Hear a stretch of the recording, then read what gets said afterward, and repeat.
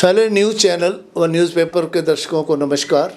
आज हम आए हैं मित्रा क्लिनिक नर्सिंग होम पर डॉक्टर अरुण मित्रा जी के पास।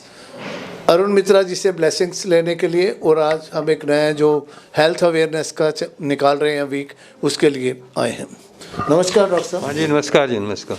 अच्छा डॉक्टर साहब, हम एक हेल्थ अवेयरनेस का निकाल रहे हैं एडिशन।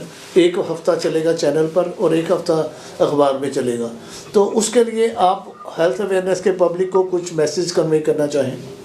आजकल के दिनों में तो क्योंकि कोविड की, कोरोना की इन्फेक्शन फैली हुई है, तो इसलिए लोगों को सावधान रहना चाहिए। मोटी मोटी सावधानियां हैं, वैसे तो लोग अब लापरवाह हो गए हैं काफ़ी हद तक, जो कि गलत है मैं समझता हूँ। अभी कोई WHO की तरफ से ऐसा कोई निर्देश नहीं आया कि कोरोना की इन्फेक्शन दुनिया में ख़त्म हो गई है या इतनी कम हो गया कि आप लापरवाही हो जाओ।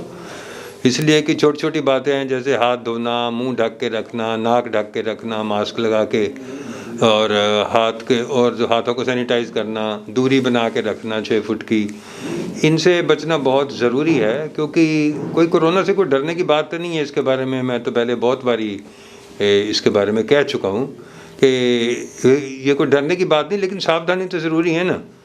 हालांकि 85% लोगों को कोई विशेष बीमारी नहीं होती, 10-12% थोड़े ज़्यादा बीमार होते हैं, मृत्यु दर कम है, लेकिन फिर भी है तो सही ना। आदमी मरे क्यों किसी बीमारी से? जिस बीमारी से मरने से बचाव हो सकता है उसका बचाव तो करना ही चाहिए ना, जहाँ तक संभव हो। तो इसलिए सबसे बड़ी बात तो ये है कि सावधानियाँ बरतो। और जैसे है कि आजकल ये जो सर्दी आ रही हैं, इसके अलावा और भी जो दूसरे फ्लू भी होते हैं वो भी फैलते हैं। इन दिनों में चेस्ट इन्फेक्शन भी बढ़ती है, और जैसे खून कुछ गाढ़ा हो जाता है, उसकी वजह से ब्लड प्रेशर यानी बढ़ता है। तो जो ज़्यादा उम्र के लोग हैं उनको ध्यान रखना चाहिए कि वो ज़्यादा सर्दी में एक्सपोजर ना में जाएं, अपने आप को अच्छे तरीके से ढक के रखें, धूप निकलने पे ही सैर करें, जो यानी बड़ी उम्र के आदमी हैं। इससे उनको बचाव रहेगा, क्योंकि आजकल के मौसम में हार्ट अटैक वगैरह भी ज़्यादा होते हैं, उससे बचाव रखना चाहिए। और अपने आप को सर्दी से बचा के रखना चाहिए, और प्रदूषण से भी बचा के रखना चाहिए, क्योंकि प्रदूषण से फैलती हैं बहुत सारी बीमारियां। सर्दियों में क्या होता है कि धुआं नीचे सेटल होता है, ऊपर उठ के नहीं जाता।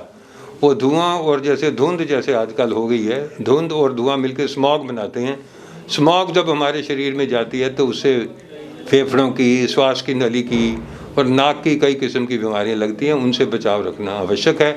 इसलिए फालतू एक्सपोजर से बचना चाहिए, ख़ास तौर पे जो बड़ी उम्र के व्यक्ति हैं, जिनको दूसरी बीमारियां हैं, जिनको कोई फेफड़ों की बीमारी है, शुगर है, या कोई और ऐसी बीमारियां जो कि लंबे समय से चल रही हैं, उनको ज़्यादा सावधान होने की ज़रूरत है।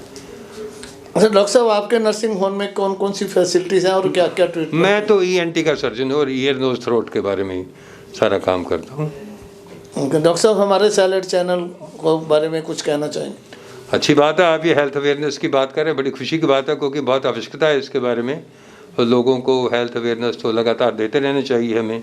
और मैं तो अखबारों में लिखता भी रहता हूँ और मीडिया में भी। अच्छा, जो भी है। डॉक्टर साहब, हमारा एक सैलरी डिस्काउंट कार्ड है for needy person and for other persons also. अगर हमारा कोई डिस्काउंट कार्ड आपके पास लेके आता है तो आप कुछ? जी, मैं उसकी अवश्य मदद करूँगा। मेहरबानी डॉक्टर साहब, thank you very much doctor साहब, आपका कीमती समय लिया, शुक्रिया डॉक्टर साहब।